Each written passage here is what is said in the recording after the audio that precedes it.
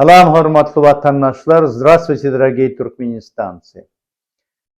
Недавно сообщили о том, что Дурдулыев Шамухаммед, хаким вот этого города Харамдага, то бишь Аркадага, по состоянию здоровья покидает политическую сцену Туркменистана и, руководящую роль свою сразу, и он становится автоматически никем. Почему я говорю политическую сцену? Потому что он являлся всегда кошельком Харамдага в строительной отрасли. Все мегапроекты, все расчеты с фирмами и прочее, все шло, и консультации, все шло через этого человека. И вот здесь налицо такой вот факт, несостыковки, налицо конфликтная ситуация, конфликт интересов. То есть Харамдагу этот человек очень нужен. А Сердар Засранец почему-то отмахивается от интересов своего отца. А? Сердар Засранец, ты что, папу обижаешь? А? Харамдаг, а ты что делаешь? Он тебе, вот на этом проекте сейчас, который вот в этом городе Харамдаг, там установлены хищения, коррупционные схемы на 600-700 миллионов долларов. Особо крупном размере.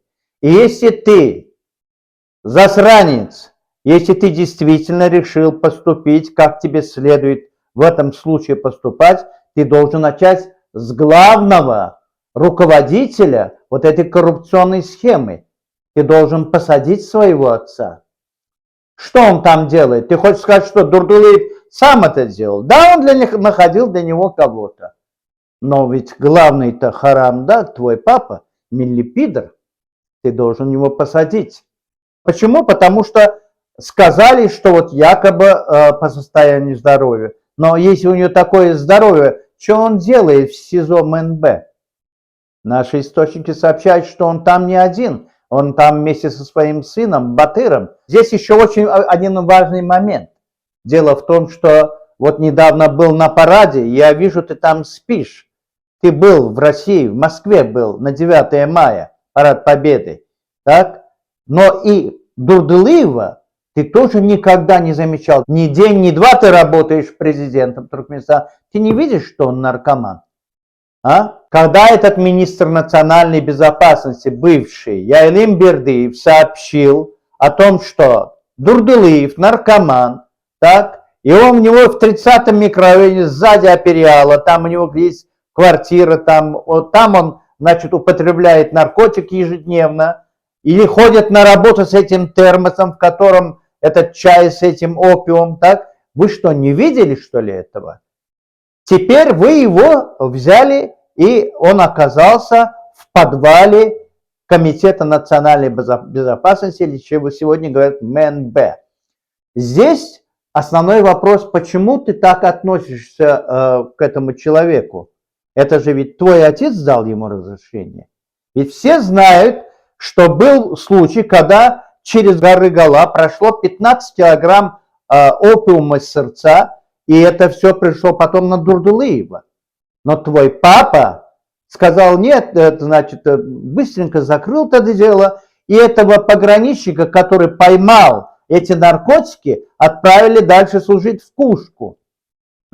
Посадили одного парня там, с Гаргала, одного с Бахардана, и все, на этом все упрятали. То есть все знали, что он наркоман, все знали, что он занимается коррупционными схемами, а ты сегодня узнал, что ты его убираешь? Оказывается, сумма большая. 600-700 миллионов долларов вот в этом самом Аркадаге уже отмыто твоим отцом, и под его руководством и Дурдулыев тоже работал вместе со своим сыном, а также, он и подключал сына Джума Кече, бывший руководитель этого, Ахалского вилаята, внук его. То есть там была схема, естественно, но ты поступаешь нечестно. Твой отец, это все сделал. Почему не спрашиваешь с отца?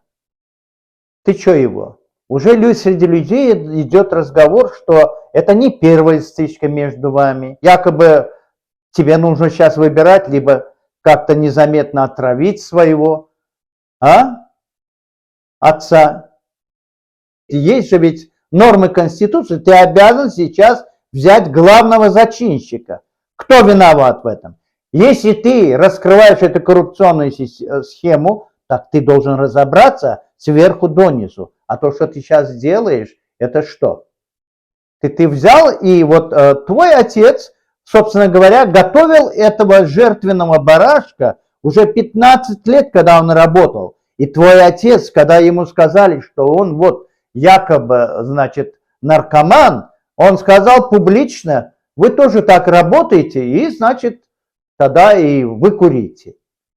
Фактически, вот это вот какая-то вот выдуманная комплементарность в отношении его, так, это был арбуз под мышку Дурдулиев. Он думал, что он так к нему хорошо относится, он столько миллионов долларов приносит этому Харамдагу, что он никогда его не тронет. Нет, я уже не раз вам всем говорил. Я вам говорил, вы все равно являетесь жертвами. Рано или поздно вас обязательно посадят. И ваша жизнь закончится в Авадан-Депе. Ты очень много знаешь, Дурдулиев. Шамхонмет. Понятно? И твой сын горит сейчас за твой похмелье.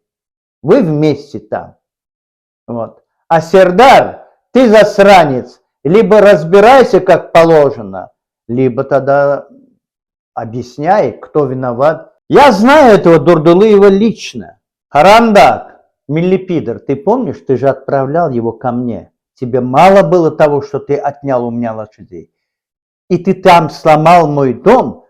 Ты отправил его, чтобы он не давал мне покоя и ломал пристройки.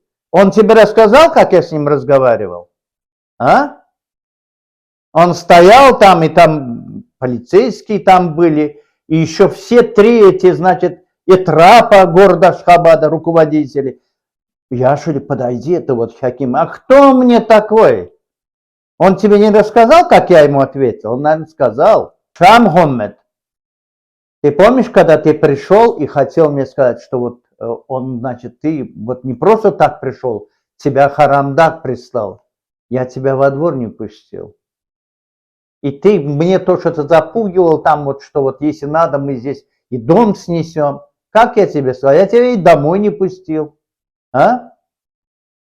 И когда меня забирали и говорили, что вот ты теперь, значит, не выездной там и так далее. А? Я же ведь, эти менты-то, которые с вами рядом были, они же знают. Это же наши участковые там, они все были. Они видели. Вы же знаете все, и этих Хакима и Трапов. Они вот так вот юлили стояли. Перед тобой 30. А мне что? Кто ты такой? Кто ты такой?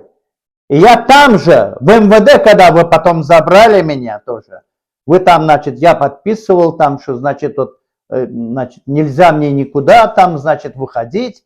И вот, значит, я не выездной. Я спросил, а на сколько лет я не выездной? Они говорят, до конца жизни. Что я сказал? Я сказал, до конца чьей жизни? Вам не сказали эти менты? И вы никогда не могли меня зашугать. Я чихать хотел на таких, как вы. Ты же холоп, правильно? Я тебе сказал, чем ты закончишь. Ты в конце концов будешь отвечать за его похмелье. Я тебе сказал, чем ты закончишь. Сегодня ты, наверное, сидишь там. Я не знаю, как с тобой дальше распорядиться он. Но это, знаешь, явно не по состоянию здоровья. Сердар засранец, а ты что здесь дурака валяешь? Что дуру ломаешь-то? Вы что разыгрываете? Вы даже не показали этого совещания по Ватану, не показали, как его увольняют. Это что такое было вообще? То, что раньше твой отец выдумал, теперь вы взяли и втихаря загнали его туда вместе с сыном. Вот такие вот события, уважаемые туркменистанцы. Поэтому надо всем, кто работает сегодня или стремится во власть, или думает, что вот эти вот властные структуры позволяют ему вот такую сладкую жизнь, его пронесет, никого не пронесет. Никого не пронесет, потому что это такая гнилая, конченная семья, где живут только харамы из поколения в поколение. И они никогда не будут умирать одни. Они обязательно будут тянуть вас с собой. Даже раньше. Они будут на вас переводить стрелки. Народ уже устал терпеть. Так? Все, что вы делаете, это против народа, это харам. И народ имеет право. Халкан хакавар.